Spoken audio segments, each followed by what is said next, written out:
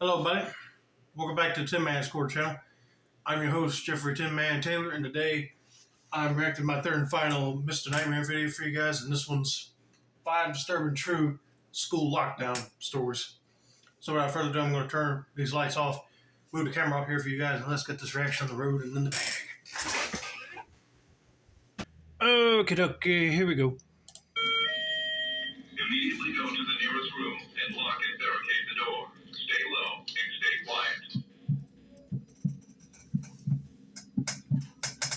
I went to a somewhat typical high school. Not in a traditional American suburb, but a more rural set high school. Some kids go to schools with graduating classes of like 500 to hell, even 1,000 kids. Whoa. That's a lot of students because when I graduated, we did not have that many kids in my class. It was more like in the 45 to almost 60 range. But anyway, let's continue. My high school had, I think, a little less than 200 kids in my graduating class. That's still too It much. was the kind of high school where even if you weren't friends with someone, you still knew them by face and name. Walking down the hallways, you'd know basically 99% of your peers, at least in your own graduating class. Coming from a quiet town, there weren't a lot of crazy news stories, really. It was pretty uneventful there. What we did for fun after school was actually go out and play sports and ride our bikes around and stuff like that. This was like 17 years ago, though, so I guess things may be a lot different these days for kids. Another thing I always felt that was unique about our school was that there didn't really seem to be any bullying for the most part. Like, at least not the typical cliche movie-style bullying, where kids are getting pushed into lockers or having their lunch money stolen. Well, that's one positive about this school. They probably set the record straight with all the students saying if you bully, you get detention or suspended automatically. Your choice. But luckily, we did not have no encounters with kids pushing other kids in the lockers. That wouldn't fly with me. I would go to a teacher or principal right then and there if that happened in my school I went to. When I think back now, I can't really name a single kid from my graduating class who could be labeled as a bully. Sure, there were kids who just tease others, but nothing too serious. Of course, there were quiet kids in our grade, like every school has, but there was one kid in my grade who literally never spoke at all. I'm gonna just name him Luke for this story. He wasn't even a weird-looking kid or anything. He seemed pretty nice to people who went out of their way to interact with him. I shared one class with him, though. It was an elective that had kids from all 4 grades in it. Luke and I were juniors when this happened. This elective was a computer class, and back when this happened, the computer rooms in our high school were still rocking those big, bulky box computers. I remember the layout of this classroom. There was the aisle in the middle separating 2 columns of tables, and the 2 columns had 4 rows each. Oh, this reminded me back in the day when I had to take computer lab in elementary school. We had computers similar to this. I know it's high tech for elementary school kids. But when we got to middle school and high school, we had our own assigned laptops. We didn't even have to go to computer class unless you took it as an elective. Imagine going to school to be a tech person at your school. I know it'd be a hassle trying to work on all these suckers. Make sure they don't malfunction all the time. Each row had 4 seats, and each student had their own computer. This class wasn't full, so there were probably like 26 filled seats out of 32. Luke always sat in the second row in the furthest seat to the left with no one next to him, as everyone else sat with people they knew from their respective grades. Unfortunately, not long into the semester, the seniors in the class started collectively picking on Luke. By this, I mean some of the seniors would make jokes about how quiet Luke was that it was scary when the teacher would ask certain things. For whatever reason, our teacher never stood up for Luke and told him to cut it out. The teacher was a bit of a pushover from what I remember. Maybe that was why. As the semester went on, it got a little worse. I remember at one point seeing a small piece of paper fly from the back row from the seniors right to the back of Luke's head. I remember he turned around and had this very telling look. Seniors continued to make fun, one of them saying, "Wasn't me," and blaming one of the other seniors. The look on Luke's face just looked like a mix of sadness, anger, and just defeatedness. I genuinely felt bad, but I didn't get involved. Eventually, one day I saw Luke sitting on a curb not far from the high school after school ended one day. I passed by him as I was walking to my car. I have an early birthday, so I was driving around halfway through junior year. Given we were in a quiet area, no one was exactly walking distance from school. So I did the right thing and said, "What's up?" and asked if he needed a ride home. His face literally lit up a bit as he said yes. We walked to my car, and from there on, he guided me to his house. It was about a 10-minute drive to his house. We talked a lot during that car ride. I told him he should just ignore the seniors in our computer class. I said they're a bunch of deadbeats anyway. He said they're not the only ones that he's sick of. He implied that he deals with people picking on him in multiple classes, which honestly made me feel pretty terrible for him.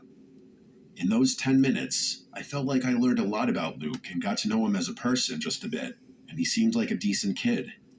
As I dropped him off, I made a comment to him about how close we lived, and then we said goodbye. Every day in class after that, we'd say hey to each other, but admittedly, I unfortunately never got involved whenever he got picked on. I'm glad that he walked over to him and asked if he needed the ride. That was the right thing to do instead of just looking at him and taking off like you just don't want to be involved with him at all. Because you did that, he's going to look up to you now as a friend. And the fact that you did not help him when you're in computer lab together and them seniors keep on bothering him is ridiculous. I know he might be afraid of them picking on him, but still. Actually, it's wrong that the teacher don't want to stand up and confront those seniors about it. I mean, that's what you're going to work for. Not only help students succeed in life, but make sure nobody else picks on them. Well, one day, Luke didn't show up to class. Computer class was fourth period. It wasn't until seventh period English that an announcement came over the loudspeaker saying, "Lockdown, this is not a drill." I remember everyone looking around nervously, and I remember our teacher looking the most nervous. She ran to turn off the lights and told everyone to hurry to one corner of the room. Seeing how nervous our teacher was only made all the students even more nervous. We sat with the lights off for a long time. It had to be 20 to 30 minutes until there was another message on the loudspeaker. It was the principal, explaining that there was someone in a mask carrying a black duffel bag trying to get into the school. Our school had really good security, and when someone spotted that person approaching the school with what could only be assumed to be guns or any kind of weapons in that duffel bag, the doors were all locked. The school day was cut short after that once a few police cars were on the scene. I remember it being a Friday, so I took a few of my friends home to my house so we could hang out. I'd be lying if I said I remember the small details thereafter of that day, but I think it was that same night that I woke up in the middle of the night to light tapping at my window. And I could see someone on the other side of the glass. I started freaking out, and before running to get my dad, I took a closer look and then said, "Who is it?" I heard Luke's voice as he said his name. I felt like my heart dropped a second time. I went over to the window and lifted it just a crack. I said, "What are you doing? How did you find me?" And he said through the window, "I tried to do something bad." And it instantly clicked. I mean it. It instantly clicked in my head that it was him. Before he could even tell me, I said, "Was it you who caused the lockdown?" And he said yes. I was scared to ask him what he was planning on doing. Instead, I asked him how he found me. He admitted to remembering the deli that I said I lived by, and he eventually found my car after biking around the area. That explanation didn't make it any less disturbing. Luke asked me if he could come in and talk about what he planned on doing, and I said no, I cannot let him in, nor can I hear what he planned on doing. I actually recommended he go to the school and confess to whatever he was going to do, and when he refused to walk away from my window, I said "Dad" really loudly, which worked in scaring him off. I went to my parents' room and woke them up to tell them. My mom was the one who insisted on calling the police. She was distraught. When a police officer eventually came, I had no choice but to tell the truth. I gave Luke's identity, and I explained that he had just come to my window, admitting to potentially almost doing something horrible at the school. Obviously, the police were already aware of the lockdown, so I believe police were sent to his house that night, but after speaking with Luke's parents, they realized Luke wasn't there. I believe it was the next day that Luke was either found or he just returned home and police were still waiting there, and he confessed to what he told me. As far as our graduating class knew, Luke was charged with something like making a terroristic threat. I know he did time, and I know he's been out a long time. To be honest, I don't really know if he's still around. Part of me always wanted to feel bad for Luke, witnessing how loneliness and getting picked on can probably eat away at someone. He followed me and came to me simply because I showed him an act of kindness, something I unfortunately believe nobody else showed him. Still, the fact that he admitted to bringing a gun to school with a mask on, even if he didn't admit to intending on carrying out the implied threat, I can't fully believe he simply came to the school with a gun just to scare people. I think he for a split second had a horrible plan and got cold feet and regretted it. I just hope Luke eventually got the help he needed. You see it all the time on TV where students would actually go back to the school and cause a lockdown with guns, and they might end up shooting either a teacher they did not like or some former classmates of theirs because they picked on them. This is why you shouldn't bully people, because then they'll snap and then they want to end up trying to find you and probably end your life right there. But yeah, like you said, I hope he did get the right help he needs, because even though he acted cold feet and not carried out his plan, he shouldn't have not done that and caused a panic. And killing somebody ain't the answer of solving the bullying problem. That would be terrifying to know that the classmate of yours that you gave a ride to his house was really distraught and planned on causing the school to go into a panic mode, lockdown. You just don't know. All right, let's get to story number 2.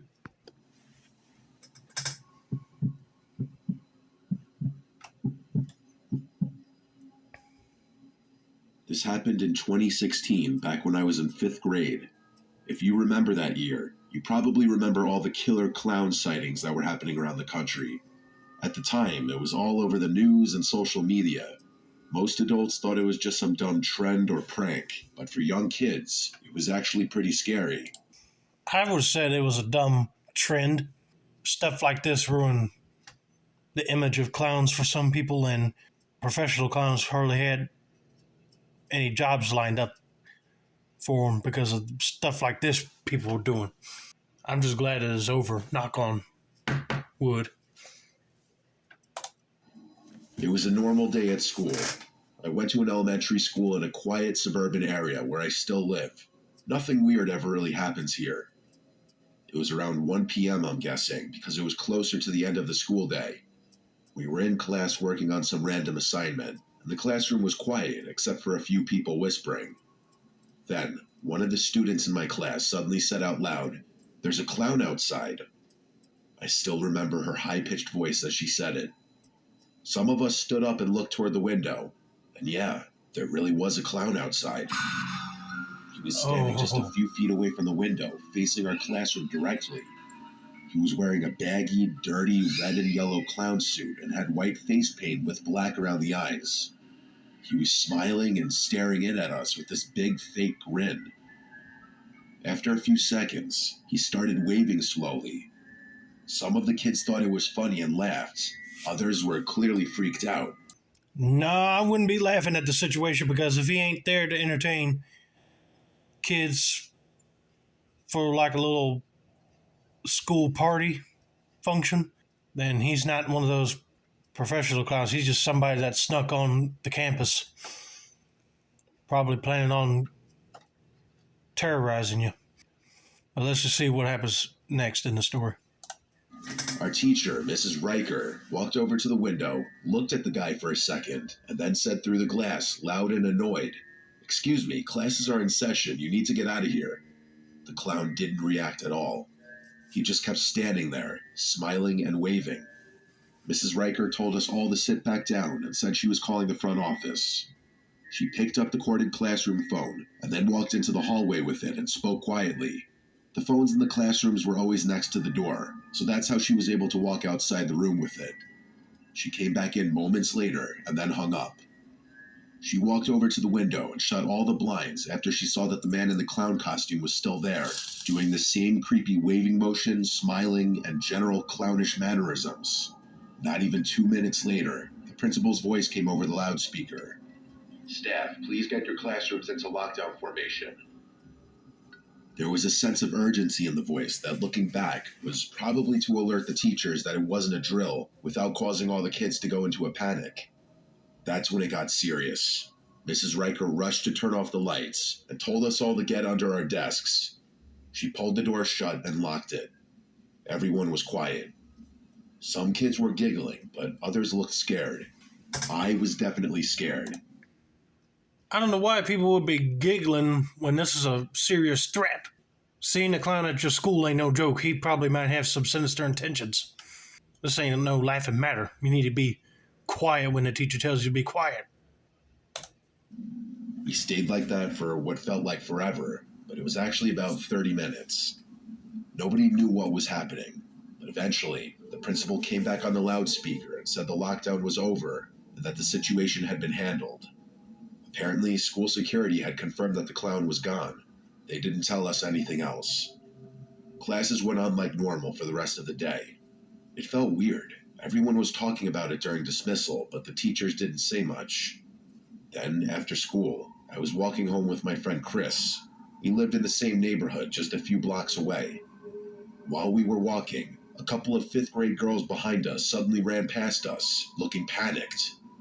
One of them said, "There's someone in the woods." We stopped and turned around. Behind the school, there's a small patch of trees. It's not deep woods or anything, just enough to separate the school from the street behind it. And standing just barely out of view, near the edge of the woods, was the clown again. Same dirty outfit, same painted face. He was half hidden by the trees, but he was clearly waving, and he wasn't just waving at random. He was doing it slowly, directly at the girls who had just passed us, like he was trying to call them over. Chris and I didn't say anything. We just ran. I don't know what happened after that, but I told my parents as soon as I got home. They called the school, and later I heard from another kid that the police were called again and patrolled the area, but they never found anyone. To this day, nobody knows who that guy was, and I don't know if he was just trying to scare some kids or if he were planning something worse. But what freaks me out the most is that he came back after the lockdown, and he waited, hidden in the trees, watching kids go home. Oh, he probably was waiting to see if they're close enough he can, like, run out and grab him and probably kidnap him. But thank God that clown did not follow that boy and his friend to where they lived at. It would be scary to think that you're living in a supposedly safe neighborhood and then all of a sudden you hear reports of a killer clown being in an area. If it was a prank, that is some sick prank because you should not be doing that.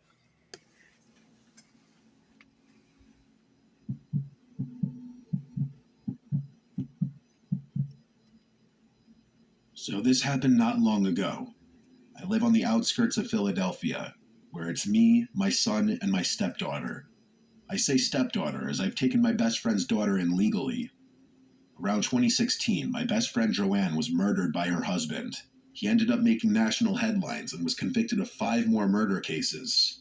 He's facing 3 consecutive life sentences with no parole. Now I'm a middle school teacher at my son's school. He's the year below what I teach. My stepdaughter is the grade above what I teach, so their classrooms are not far off from mine. This incident took place on March 30th, 2020, when the lockdowns were slowly taking place. Where I taught, the school was rather distant from anywhere.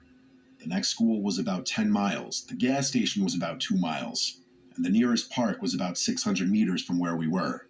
So we were one of the last schools to go into lockdown. Around midday of March, it was a normal heated Monday. I was teaching math at that time for the 6th graders. All of a sudden, I get a notification on my phone that someone was here to pick up my stepdaughter. The system that works is the main emergency number gets a notification if someone is picking up your child.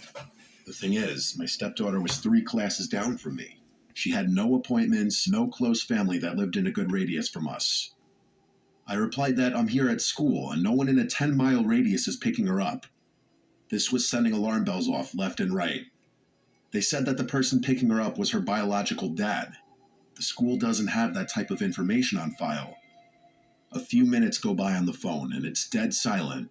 The lady tells me she's going to call the principal and see what he wants to do from there. A gut feeling didn't sit right with me. I called my stepdaughter's classroom and asked for her to be sent to my room. Just as I hung up, I was back to teaching when my stepdaughter came into the classroom. Not even 10 minutes later, the lockdown siren went off.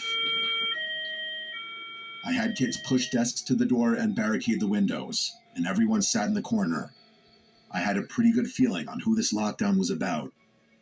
We were in a lockdown for about 46 minutes at this point. My main concern was how did he end up getting out? About 2 hours later, the lockdown was lifted, and I was escorted out by the police. I was further questioned on how I knew this man due to the CPS records. I said I took my best friend's daughter in and explained the whole story.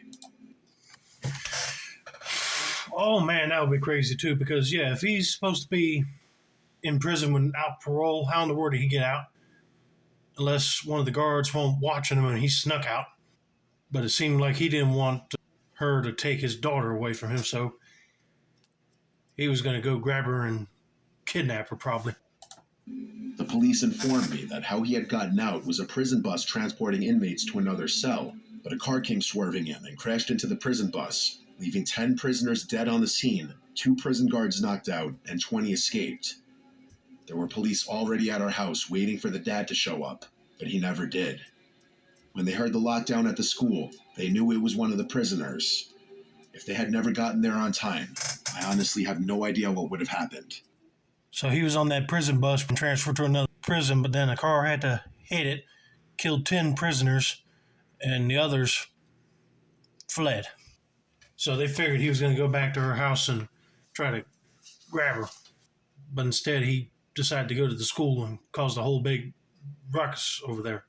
But like I said, if he got her out of there without the school even knowing about that situation, he probably would have stole the car and kidnapped her.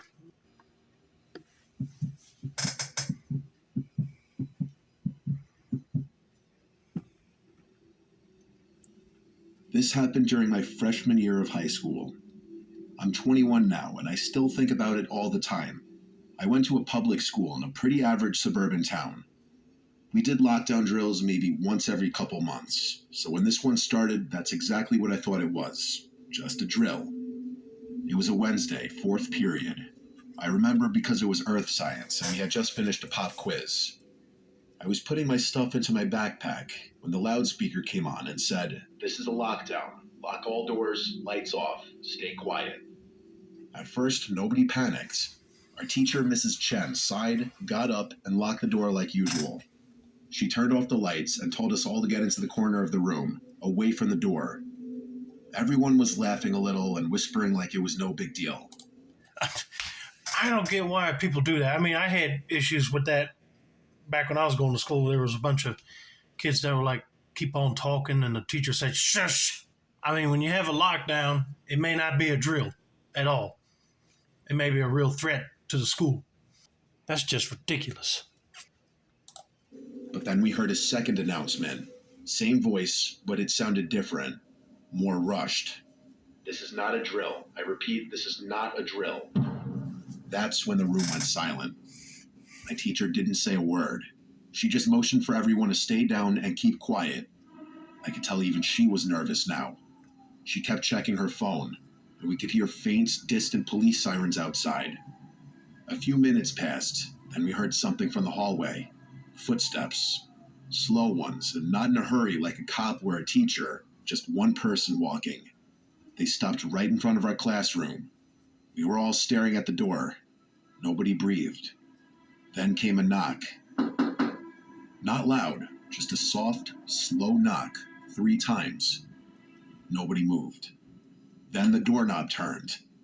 They tried to open it, but it was locked, obviously, but they kept trying.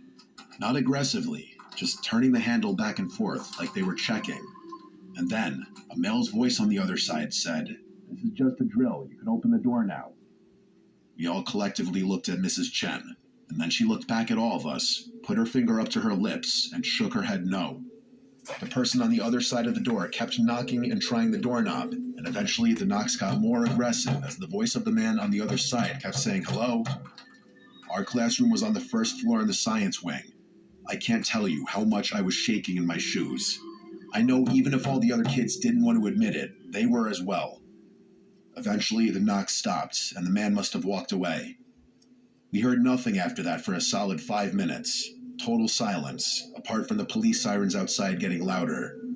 It felt like forever. Then, someone down the hall screamed. It was a girl. Just one scream, and then nothing. A couple of people in my class started crying quietly. Honestly, it was the girls. Someone whispered that they saw a shadow move past the little glass window on the classroom door on several occasions. Each time anyone spoke, even quietly, Mrs. Chen gave a stern but quiet shh. Another 5 or 10 minutes passed. Then, finally, we heard the sound of police officers shouting from down the hallway, telling everyone to stay in place. They were going room to room, and when they finally knocked on our door and unlocked it with a key, Mrs. Chen didn't even move until they showed their badges. We were all escorted out in a line, past other classes doing the same thing. There were cop cars everywhere outside, even a SWAT van. I didn't see anything too crazy, but I did see one officer leading a guy in cuffs out of the building. He looked about 30. Not a student, pale, long hair, wearing dark clothes. Later that day, we found out that some criminal had slipped into the school through one of the side doors during a delivery. That side door was right by the end of the science wing. Apparently, he was mentally unstable and had something in his backpack, but I don't know if it was a weapon or not. They didn't tell us much. They just said nobody was hurt and everything was under control. But I swear, I'll never forget that knock at the door. The way he turned the handle, the scream down the hall. It didn't feel like everything was under control at all. This is why security cameras are needed. Because if somebody snuck in through a delivery door at a school, then they should be able to catch them walking in and then the principal go down there with a resource officer and see if they can get him out quietly without making a whole fuss. But yeah, I was going to get mad if one of them students decided to get up and open the door, or even the teacher. But thank God the teacher said, no, sit down. Because she knew that was not nobody working on the staff. But thankfully, cops got there, got everybody out, and got that guy out of the school too.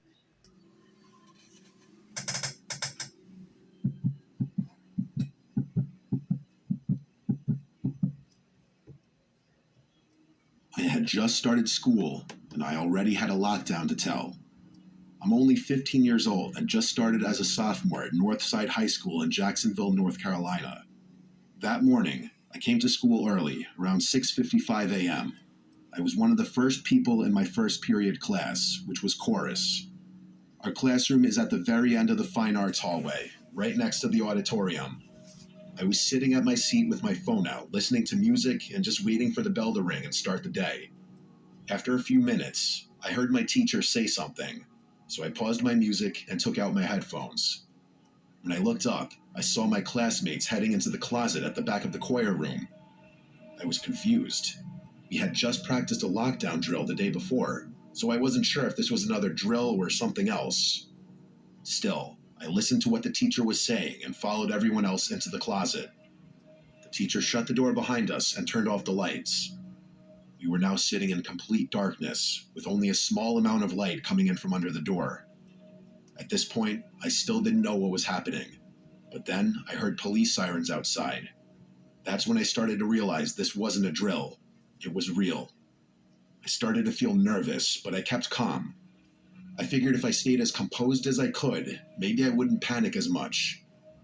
I sat in that closet quietly, trying to listen for any sounds coming from outside, but I didn't hear anything else. We stayed in that closet with the lights off until the lockdown ended, around 8:45 a.m. That's nearly 2 hours. Once we were let out, I felt calm again because everyone around me had stayed calm too. I went back to my seat in the front of the room and put my music back on, just trying to get back to normal. Later on, I decided to ask my teacher what had happened. I said, "Were there any fights today?"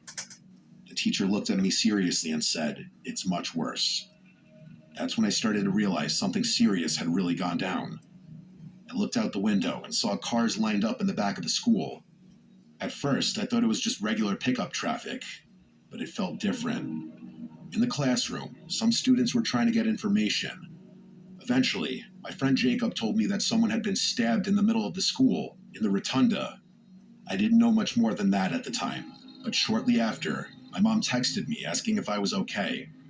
I told her I was safe and still in my choir class. Some girls in the class had started crying after the lockdown, and that made everything feel even more real. My mom called me next. She told me she had parked her car at the baseball field, along with a bunch of other worried parents trying to find their kids.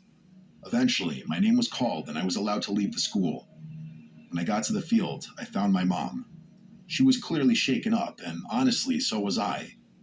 She drove me to the daycare where she worked, and once we got there, both of us went into a quiet room where we cried together. Her coworkers came in to try and comfort us, and I had to go outside to calm down even more. I put my headphones back in and listened to 3 Days Grace just to get my head right again. Later on, we found out exactly what happened. 2 students had been taken to the hospital. One of them died. A teacher had also been slashed by the attacker. In total, 3 people had been hurt that day.